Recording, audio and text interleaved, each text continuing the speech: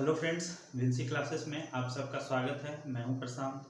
हम लोग रुक्मणी प्रकाशन का एनटीपीसी के लिए टेस्ट सीरीज कर रहे हैं वॉल्यूम 2, जिसमें हम लोग सेट नंबर 13 कर रहे हैं और सेट नंबर 13 में क्वेश्चन नंबर 10 तक हम लोग कर चुके हैं। इसके आगे का क्वेश्चन करेंगे क्वेश्चन नंबर 11। पार्ट 1 में 10 तक का डिस्कशन कर चुके हैं हम लोग। 11 में कहा जा रहा है कि 15 व्यक्तियों के समूह की औसत आयु 32 वर्ष है। इस समूह में एक व्यक्ति के स्थान पर 40 वर्षीय एक अन्य व्यक्ति को शामिल किया जाता है तो समूह की औसत आयु 30 वर्ष हो जाती है। तो समूह छोड़ने वाले व्यक्ति की आयु कितनी है? देखिए, सेट जब हम लोग वॉल्यूम फर्स्ट कर रहे थे तो इस टाइप का जो क्वेश्चन हम लोग सॉल्व किए हैं उसमें मैंने आप लोगों को ट्रिक बताया था इसका। क्या? तो एक तरफ व्यक्ति को लिखना है और दूसरे तरफ उम्र को। तो 15 व्यक्ति का औसत उम्र कितना था? 32 वर्ष है। ठीक। अब एक व्यक्ति गया और उसके स्थान पे दूसरा व्यक्ति आया। तो अब ये मान ली, ये एक लाइन हम लोग लिख चुके हैं। अब ये दूसरा लाइन स्टार्ट क्या करेंगे कि जो व्यक्ति गया या आया उसके बाद व्यक्तियों की संख्या कितना रह जाता है वो यहाँ पर लिखना है। तो एक व्यक्ति गया और उसके जगह पे दूसरा व्यक्ति आ गया तो व्यक्ति की संख्या अभी भी तो उतना ही है। तो अभी व्यक्ति की संख्या कितना है? 15। अभी भी 15 ही है। औसत उम्र कितना है? तो औसत उम्र अब घट जाता है। अब कितना? 30 हो जाता है। ठीक। इन दोनों के बीच के अंतर कितना है? 2। इन दोनों के बीच का अंतर कितना है? 0। इसको मल्टीप्लाई करेंगे इससे, इसको मल्टीप्लाई करेंगे इससे। ठीक। इसका मल्टीप्लाई करेंगे कितना आ रहा है? 0। इसको मल्टीप्लाई करेंगे 15 दूनी 30। और जो व्यक्ति शामिल हुआ है उसका उम्र इसमें ऐड कर देंगे तो उसका उम्र कितना है? 40। टोटल जो व्यक्ति गया है उसका उम्र कितना हो गया? 70 वर्ष। और ये हमारा आंसर होगा। ऑप्शन देखिए तो ऑप्शन नंबर सी।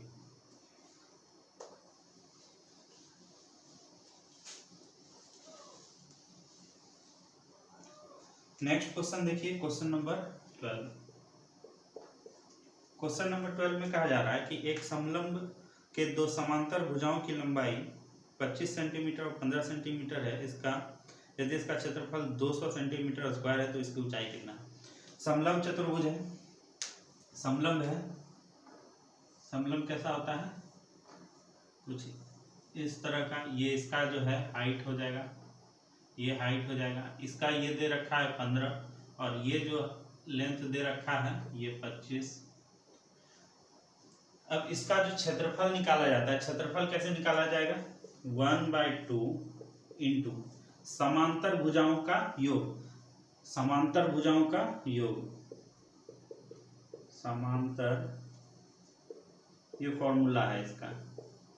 भुजाओं का योग इनटू हाइट यानी ऊंचाई बराबर ये जो होता है एरिया के बराबर होता है। हाफ इंटू समांतर भुजाओं का योग कितना है? 25 + 15 40। हाइट निकालना है और एरिया दे रखा है कितना? 200 सेंटीमीटर स्क्वायर यानी 200। ये 20 बार में कट जाएगा और 20 से ये 10 बार में, यानी हाइट जो निकला हम लोगों का कितना? 10 सेंटीमीटर। ऑप्शन देखिए तो ऑप्शन जो है डी।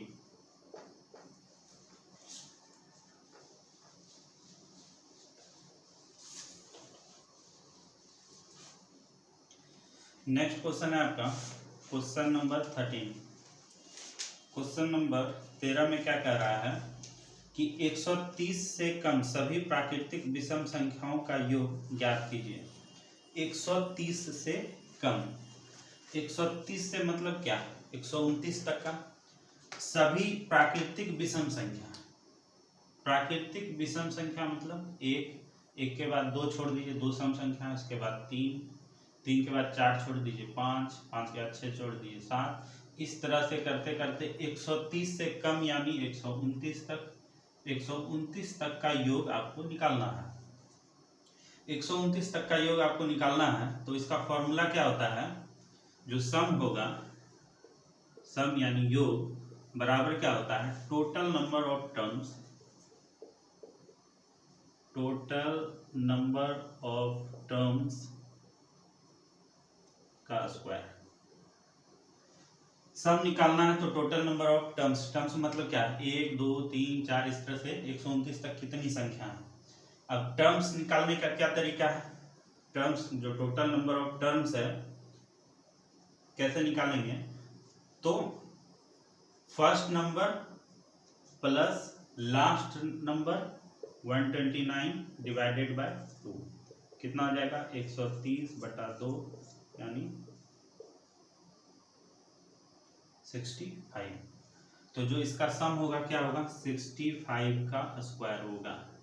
65 का स्क्वायर कितना होगा सभी लोग जानते हैं, जो लोग नहीं जान रहे उनके लिए मैं बता दूं। जैसे कि कोई भी संख्या मान लीजिए 25 है, लास्ट में अगर 5 है तो क्या करेंगे 5 का स्क्वायर लिख देंगे। 5 का स्क्वायर कितना होता है 25। और जो ये संख्या है ना उसमें एक जोड़ करके यहाँ लिख देंगे, 2 1 3 और ये दोनों को गुना करके लिख देंगे तो कितना हो जाएगा 3 दूनी 6 यानी 625। उसी तरह 65 का निकालना है तो 65 का क्या करेंगे, पहले अगर फर्स्ट ये इकाई का अंक कितना है 5 है तो 5 का स्क्वायर कर देंगे 25। उसके बाद जो संख्या यहाँ है उसमें एक जोड़ के यहाँ लिख देंगे 6 1 7, आई दोनों को गुना कर देंगे 7 6 42 यानी 4225।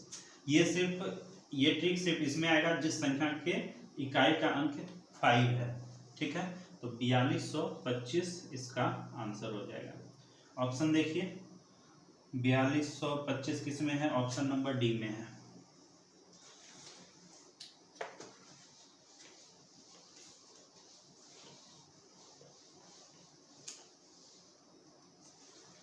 नेक्स्ट क्वेश्चन है आपका क्वेश्चन नंबर 14। क्वेश्चन नंबर 14 में कहा जा रहा है 3 अंकीय ऐसी कितनी संख्याएं हैं जिनमें सभी अंक विषम हैं। 3 अंक का संख्या आपको बताना है। ये 3 अंक का संख्या मतलब ये मान लीजिए एक अंक ये है, एक अंक, 3 अंक से ज्यादा नहीं होना चाहिए, 3 अंकीय पूछ रहा है, 3 अंकीय विषम संख्या। अच्छा विषम संख्या अगर बोल रहा है तो विषम इसमें इस बक्सा में सिर्फ विषम संख्या ही भराना चाहिए। और विषम संख्या टोटल है कितना, तो 1 है, 2 छोड़ दीजिए, फिर 3 है, 4 छोड़ दीजिए, 5, 6 नहीं है, 7, 8 नहीं है, 9। तो ये जो संख्या है ये विषम संख्या है। टोटल कितना 5 है। Total number of odd numbers are 1 2 3 4 5। Total जो विषम संख्या है वो कितना है 5 है। मतलब इन्हीं पांचों में से कोई जो है संख्या इसमें पुट होगा, यानी हो सकता है इसके जगह पे 1 7 9 हो सकता है, या फिर क्या हो सकता है 1 3 5 हो सकता है। जो भी होगा ये विषम संख्या होगा। तो इस तरह का जो ये नंबर है जैसे 179 हो गया, 135 हो गया, तो इस तरह का टोटल 3 अंक का कितना संख्या बन सकता है ये आपको बताना है। तो एक बक्सा में इन्हीं 5 में से एक रख सकते हैं, यानी इसमें मैक्सिमम कितना अंक रख सकते हैं 5। उसी तरह से इसमें कितना रख सकते हैं 5, इसमें कितना रख सकते हैं 5। ओवरऑल देखें तो ये कितना रख सकते हैं, तो 5 25 5 125, यानी टोटल जो संख्या बनेगा 125 बनेगा। ऑप्शन देखिए, ऑप्शन नंबर बी।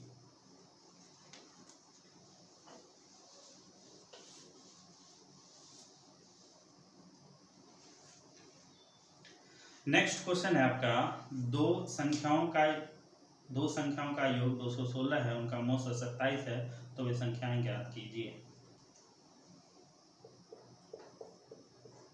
मौसा कितना है,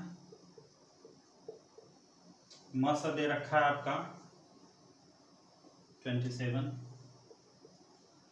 और दो संख्या है, ठीक है। दो संख्याओं का योग कितना है 216।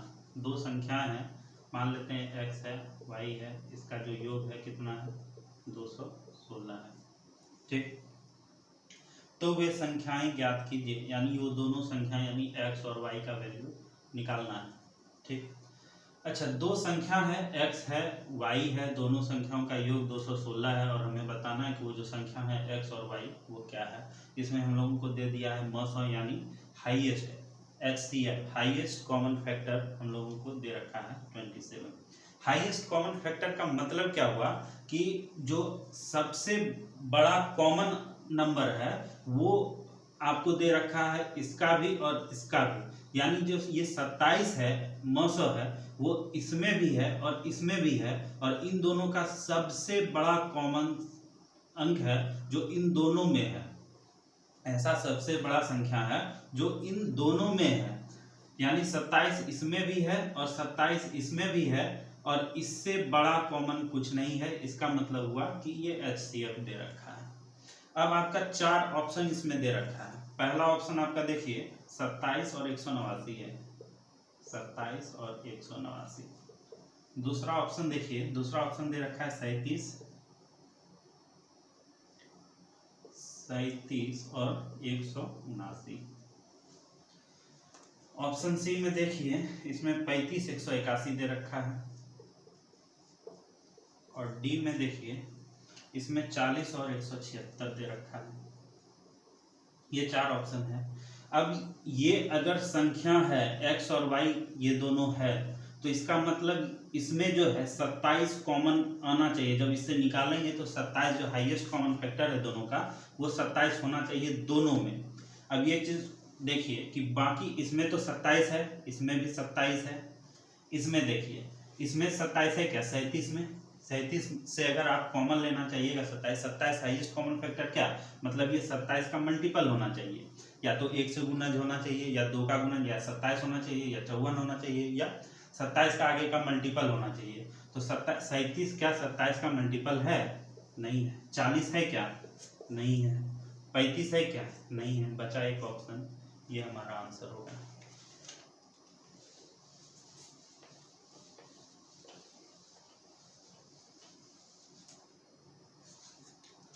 नेक्स्ट क्वेश्चन है आपका क्वेश्चन नंबर 16।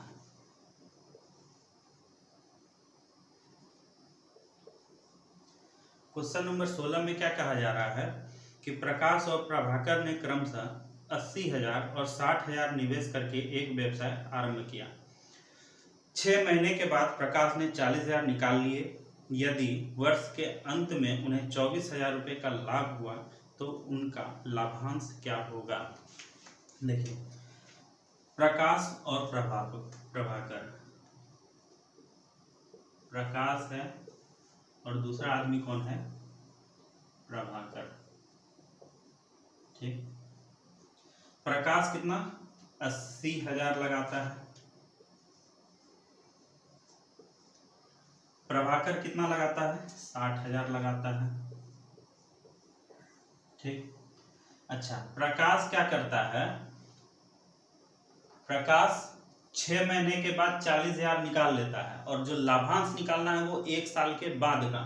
तो 1 साल में कितना? टोटल 12 महीना। लेकिन ये क्या करता है? 6 महीने के बाद 40,000 निकाल लेता है, यानी 80,000 रुपया जो इसने लगाया वो केवल 6 महीने के लिए ही तो लगाया ना, केवल 6 महीने के लिए लगाया। और बाकी अगर इससे 40,000 ही निकाला तो इसका मतलब 40,000 रुपया इसके पास अभी भी और है, 40,000 रुपया है। अब वो साल के अंत तक चलेगा, यानी कि जब साल खत्म होता है तब तक है। तो 6 महीने तो उसने लगा दिया 80,000 रुपये, अब 6 महीने के बाद 40,000 निकाला, तो अब समय कितना बचा है? 6 महीने तो बीत गया, तो अब समय कितना? 6 महीना, यानी 40,000 जो है 6 महीने के लिए लगाएगा। लेकिन अगर प्रभाकर की बात करें तो इसने ना निकाला है, 60,000 जो दिया उसके बाद साल के अंत तक रहा, यानी ये टोटल 12 महीना काम किया। ठीक, अब होता क्या है, जो आपका इन्वेस्टमेंट है, जो आपने पूंजी लगाया है, और समय टाइम, इन दोनों का जो गुणनफल का जो रेशियो होता है, इन दोनों का जो रेशियो होगा, इन दोनों का गुणनफल का जो रेशियो होगा वही रेशियो होता है प्रॉफिट का। ये जो होता है प्रॉफिट के बराबर होता है, यानी इनका जो इन्वेस्टमेंट और समय का जो रेशियो है, इन्वेस्टमेंट और समय के गुणनफल का जो रेशियो है। ठीक, यहाँ पर भी देखिए 60,000 रुपया इन्वेस्टमेंट है और टाइम कितना है? 12 मंथ्स। इनका जो रेशियो है, प्रॉफिट का भी रेशियो यही होगा, प्रॉफिट का भी जो रेशियो होगा वो दोनों बराबर होगा। तो यहाँ से हम लोग रेशियो निकालेंगे कि इसका जो अनुपात है वो कितना है। तो यहाँ पे देखिए ये 4 जीरो, इसमें भी 4 जीरो है, इसमें भी 4 जीरो है, कट गया। अब देखिए 6 इसमें भी है, 6 इसमें भी है, और 6 इसमें भी है, कट गए। अब देखिए 4 इसमें भी है, 4 यहाँ कट गया, 4 दूनी 8, और यहाँ से देखिए तो 4 तिया 12, और कहीं पे कुछ कट रहा है? नहीं कट रहा है। तो इसमें क्या बचा? इसमें सब कट गया, कुछ नहीं है, तो यहाँ पर क्या बचा? 1। ये क्या है? 2, तो 2 1 3, और यहाँ पे क्या बचा? 3। इसको भी काट देते हैं तो बचा क्या? 1:1। यानी जो प्रॉफिट है वो कितना है? 1:1, क्योंकि ये जो प्रॉफिट होता है इन्वेस्टमेंट इनटू टाइम का जो रेशियो होता है वही प्रॉफिट का भी रेशियो होता है। यानी कि जितना प्रॉफिट इसको हुआ, प्रकाश को हुआ, उतना ही प्रॉफिट प्रभाकर को भी हुआ। लेकिन साल के अंत में प्रॉफिट हुआ कितना? 24,000 रुपये प्रॉफिट हुआ है। 24,000 रुपये प्रॉफिट हुआ है और दोनों में बराबर बराबर बंटना है, यानी इसको भी 12,000 रुपया मिलेगा और इसको भी 12,000 रुपया ही मिलेगा। ऑप्शन अगर आप देखिए तो ऑप्शन में आपका दिया होगा, ऑप्शन नंबर बी में है, ऑप्शन नंबर बी आपका आंसर हो जाएगा।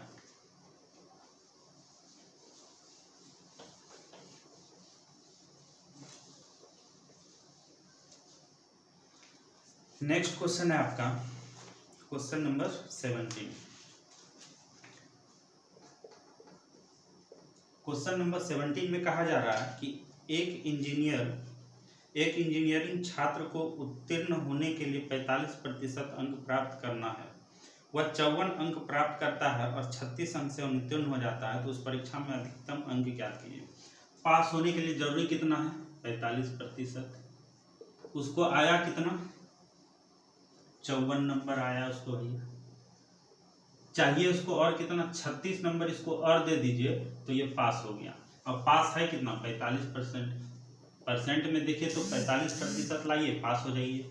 और अंक में देखिए, संख्या में देखिए तो 54 + 36 इतना लाइए तो पास हो जाइए, यानी दोनों बराबर है। यानी हम लोग बोल सकते हैं 45% बराबर है कितना? तो 90।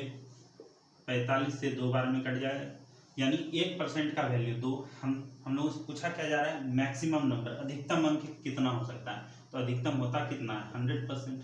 यानी 1% का वैल्यू 2 है तो 100% का वैल्यू 200। ये हमारा आंसर हो जाएगा। ऑप्शन देखिए तो ऑप्शन नंबर ए।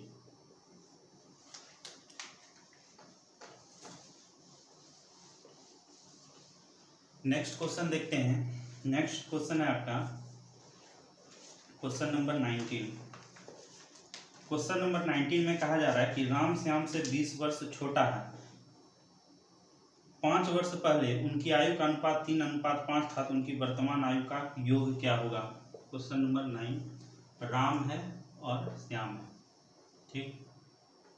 इनके 5 साल पहले का अनुपात दे रखा है। 5 years एगो जो इनका उम्र का रेशियो था वो कितना था? 3:5। अच्छा, और कहा जाता है कि राम श्याम से 20 वर्ष छोटा है। अच्छा, 5 साल पहले का रेशियो दे रखा है और कह रहा है कि राम जो है, इन दोनों के उम्र का जो अंतर है वो 20 साल है। 5 साल पहले भी 20 साल का ही उम्र का अंतर होगा, यानी आपका छोटा भाई आज आपसे 2 साल छोटा है, तो 40 साल बाद भी आपका भाई आपसे 2 साल का ही छोटा होगा। या 40, अगर 10 साल पहले की बात करें तब भी वो आपसे 2 साल का ही छोटा था। यानी उम्र का जो अंतर होता है वो कभी बदलता नहीं है। यहाँ पर देखिए 5 साल पहले भी इनके उम्र का अंतर जो है 20 साल ही होगा, क्योंकि ये जो है राम जो है श्याम से 20 साल छोटा है। यूनिट में देखिए, यूनिट में कितना? तो 2 यूनिट का छोटा है।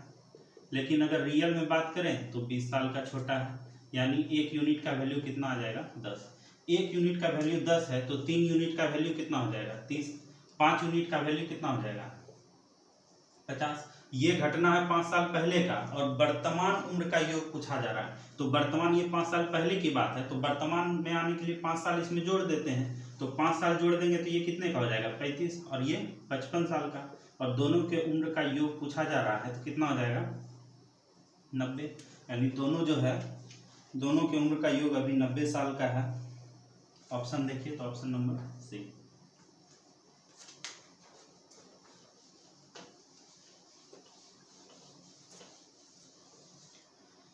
नेक्स्ट क्वेश्चन है आपका क्वेश्चन नंबर 20। क्वेश्चन नंबर 20 में कहा जा रहा है किस मूल्य के लिए थीटा साइन थीटा और कॉस थीटा बराबर 2.5 होगा। Sine theta plus cosec theta बराबर 2.5 होगा। और ऑप्शन आपको दे रखा है, 4 ऑप्शन है, 30 डिग्री, 45 डिग्री, 60 डिग्री, 90 डिग्री। ठीक, तो थीटा का जो है हम लोग ऑप्शन से देख लेते हैं कि कौन सा ऑप्शन जो है इसमें थीटा का मान रखने पे 2.5 आ रहा है। पहला ऑप्शन है 30 डिग्री। 30 डिग्री अगर हम लोग रखते हैं तो साइन 30 डिग्री का मान कितना होता है 1/2। और कॉसेक 30 डिग्री का मान कितना होता है, तो कॉसेक साइन 30 डिग्री का मान होता है 1/2। तो कॉसेक थीटा जो होता है वो साइन थीटा का उल्टा होता है। साइन थीटा मतलब ये अगर p/h, इसका वैल्यू क्या होता है p/h, तो इसका क्या होता है h/p, यानी इसका जो है साइन थीटा का उल्टा होता है। तो साइन थीटा का वैल्यू यहाँ पे साइन 30 डिग्री का वैल्यू 1/2 है, तो कॉसेक 30 डिग्री का वैल्यू कितना होगा 2, 1/2 का उल्टा होगा। इसको ऐड करेंगे कितना होगा 2 दूनी 4, 1 5/2 और डिवाइड कीजिएगा 2.5, यानी इक्वेशन को सेटिस्फाई कर रहा है, यानी हमारा फर्स्ट ऑप्शन ही जो होगा ये हमारा आंसर होगा। नेक्स्ट क्वेश्चन देखते हैं, क्वेश्चन नंबर 21।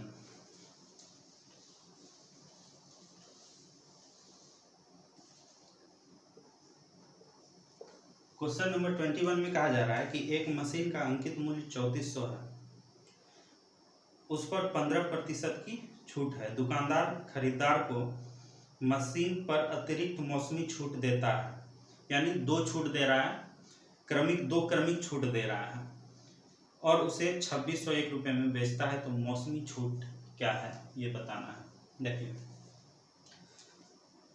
3400 रुपया मशीन का दाम है, 3400 रुपये मशीन का दाम है और सबसे पहले उसको 15% का छूट दे रहा है।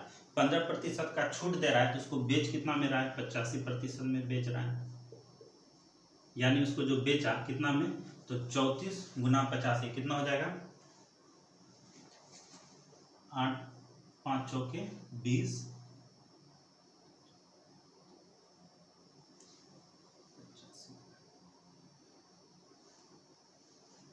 ये हो जाएगा कितना 2890, यानी जो बेचा उसको 2890 रुपये में बेचता। लेकिन इसमें एक मौसमी छूट भी उसके साथ ऐड कर दिया गया, यानी एक और छूट उसको दिया जा रहा है, यानी 2890 रुपये में इसको बेचना था, लेकिन बेचा उसको कितना में 2601 रुपये में बेचा, यानी 2601 रुपये में बेचा तो उसको कितने रुपए का छूट दिया, और तो इसको माइनस कर देंगे 9, ये हो जाएगा 8, 289 रुपया जो है उसको और छूट दिया, यानी 289 रुपये का छूट दिया। इसको परसेंटेज में बदलने के लिए क्या करेंगे 289 का छूट दिया कितना में से 2890 में से, और परसेंट में बदलने के लिए 100 से मल्टीप्लाई कर देंगे, 0 कट जाएगा, 289 कट गया, बचा कितना 10%, यानी उसको अतिरिक्त छूट जो दिया है वो 10% का दिया है। ऑप्शन देखिए तो ऑप्शन नंबर ए।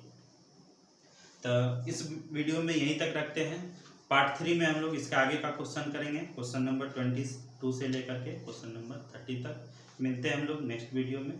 धन्यवाद।